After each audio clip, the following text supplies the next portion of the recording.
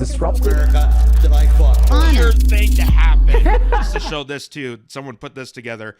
A reminder that you can go from Person of the Year to Anti-Semite of the Week if you want to feed starving children. Welcome to Zionism. Isn't that true? You can see there, Greta Thunberg named Time Magazine's 2019 Person of the Year. Compared to now, Greta Thunberg labeled Anti-Semite of the Week by Jewish advocacy group. Did you see how activism is also controlled? You see, this is where the phrase "stay in your own lane" comes from. Because everybody loved Greta Thunberg when she was doing the "How dare you" speech. When it came to the climate, when she was hugging billionaires, when she was pretending to be angry at them. Oh, you guys and your pollution. Oh, I'm going to hug the guy that has 3 private jets, though. I'm going to do a photo op in Davos because that's what a great girl I am. And then all of a sudden, she becomes a bit older, a little more wiser. She starts realizing things in the world and starts calling out true evil. And because true evil sides with true evil, that's when they throw her under the bus.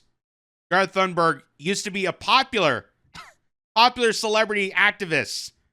People adored her until she went a different direction. And you can see here some examples of just how quickly the establishment and the media changed their tune on Greta Thunberg.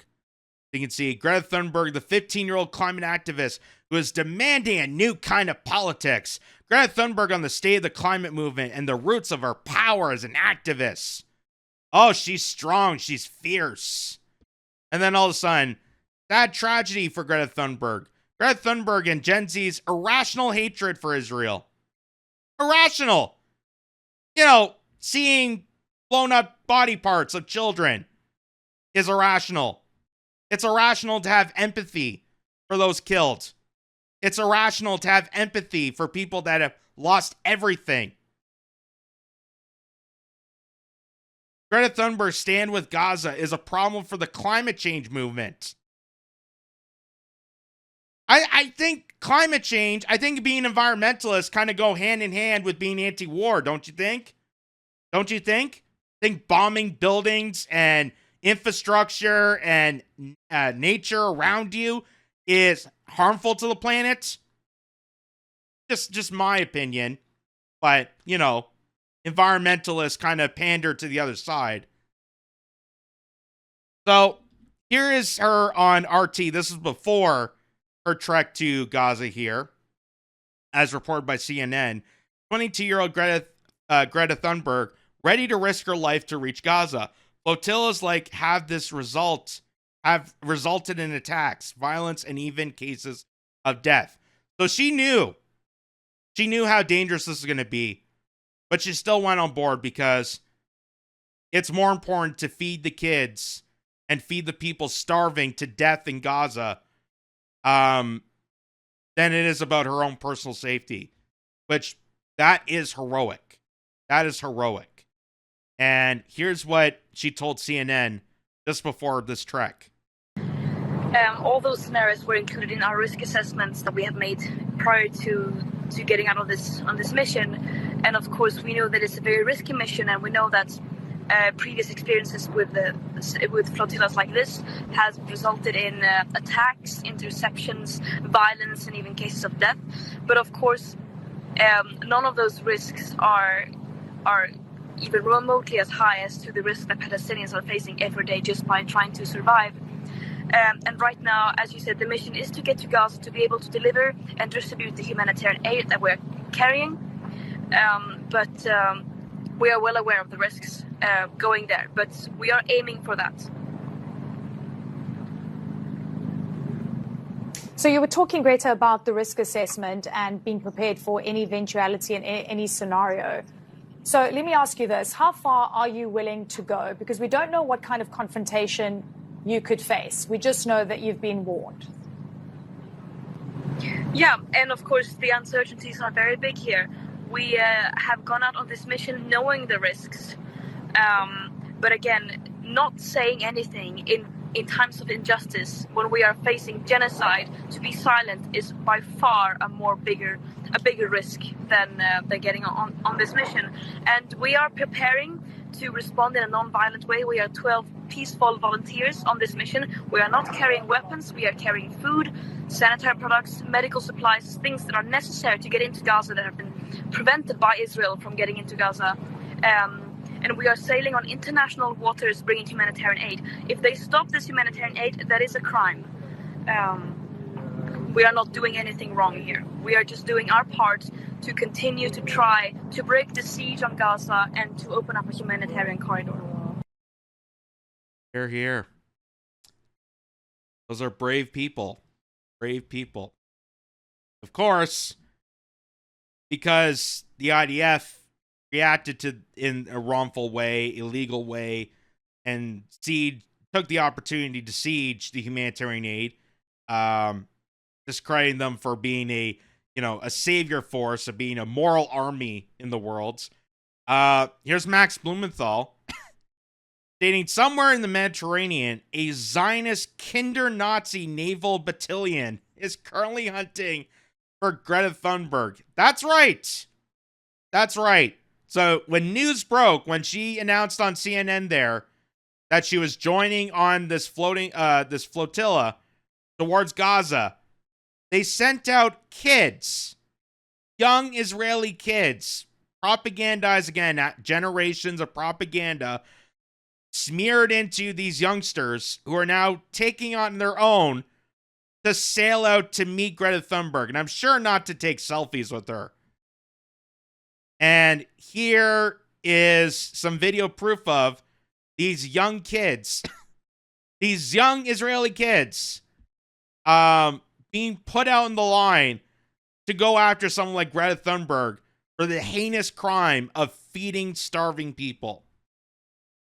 We're the children of Israel. We're looking for Greta's boat. We have something to say to you all. Are you with me, guys? Yes! We're coming to get you. Woo! Children say the truth. Greta Thunberg, when you were a child, you wanted the good, not the evil. You wanted to protect the world. How come you suddenly became a supporter of terror? You talk about genocide. How can you not condemn the horrors of October 7th? If you want to provide food to the people of Gaza, I suggest you condemn Hamas, because the truth is that Hamas is taking all the food from the people of Gaza, not Israel. And what about the hostages? Are you going to give them any food? I mean, it's hard to even have a straight face with this. It's hard to have a straight face. I love how